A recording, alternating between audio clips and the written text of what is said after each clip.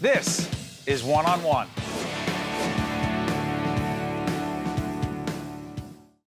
Hi, folks. This is Steve Adubato. More importantly, we're at the Kasser Theater at beautiful Montclair State University. This is, in fact, this crowd behind us is gathered for the 2017 Montclair State University Scholarship Dinner, and we are honored to be speaking with Dr. Susan Cole, the president of Montclair State University. Describe for folks watching us on every conceivable platform why all these folks have gathered tonight. They have gathered tonight to help us raise the money that we need for scholarships for students. One of the things that is real in today's world is that even in public universities, and remember 75% of Americans go to public universities, the government has so abandoned support that students struggle to pay even public university tuitions. Let's talk about this a little bit. This night, and by the way, to disclose, I've been honored. I'm a graduate of Montclair State University, class of 1980, do the math. But the other thing is that I've been honored to host this event many, many years, and the amount of money is extraordinary, but the scholarships for these students, it can change their lives, Dr. Cole, right?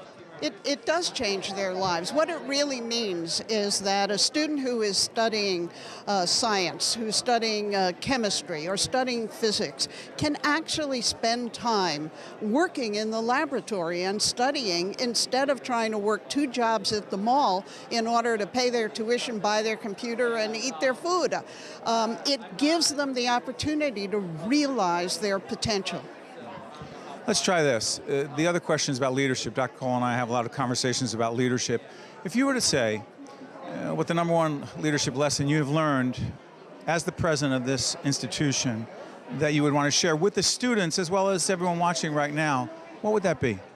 I think the primary thing I believe about leadership from years of having been a president is that it is never about yourself. Never about yourself. It is always about the mission. If you know what it is you're trying to accomplish and why you're trying to accomplish it, then what you do is you convince other people that this is an important mission and that they have something to contribute to it. You have to make it belong to the people who are actually going to realize the goal.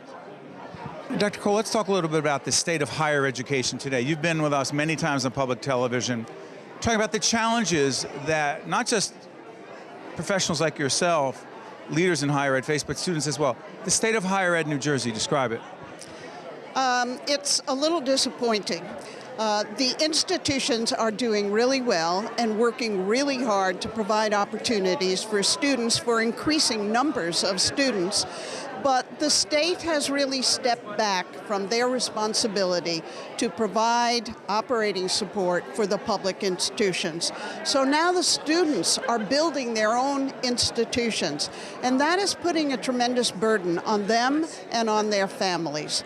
And it does separate them from the time that they need in order to be successful and to finish their degrees in a timely way.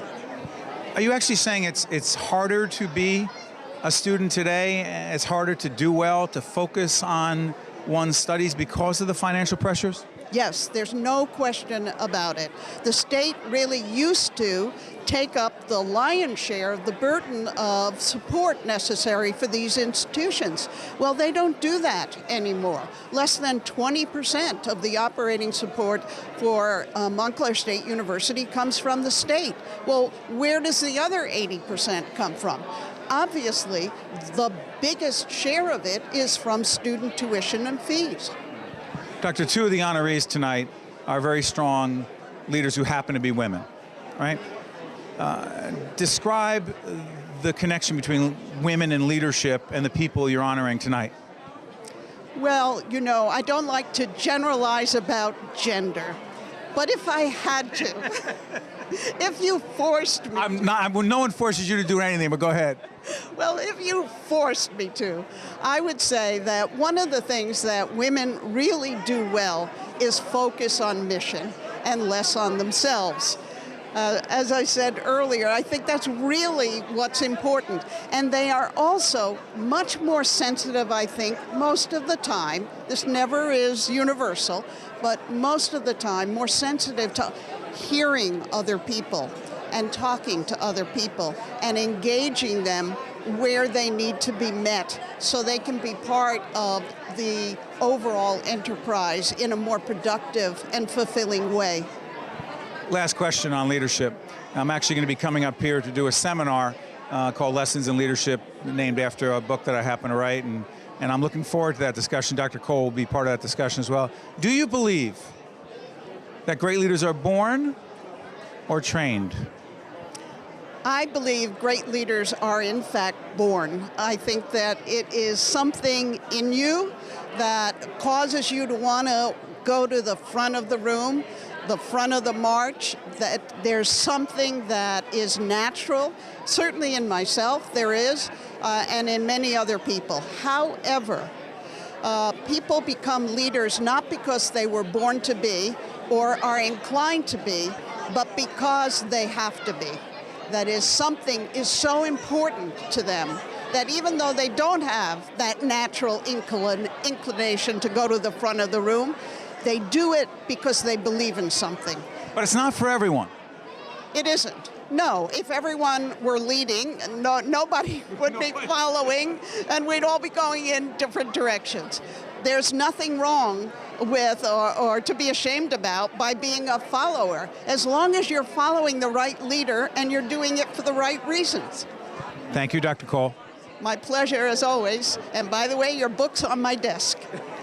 I don't know if that's a good or a bad thing, and you've been leading this place for a long time, and I'm honored to be an alum and honored to be a part of a great night raising money for some terrific students. Thank you. Thank you very much. One-on-One with Steve Adubato has been a production of the Caucus Educational Corporation, celebrating over 25 years of broadcast excellence. Funding for this edition of One-on-One with Steve Adubato has been provided by the Russell Berry Foundation, Virtua, the Northward Center, Adler Aphasia Center, the law firm of Gibbons PC, Wells Fargo, and by Verizon. Transportation provided by Airbrook Limousine, serving the metropolitan New York, New Jersey area.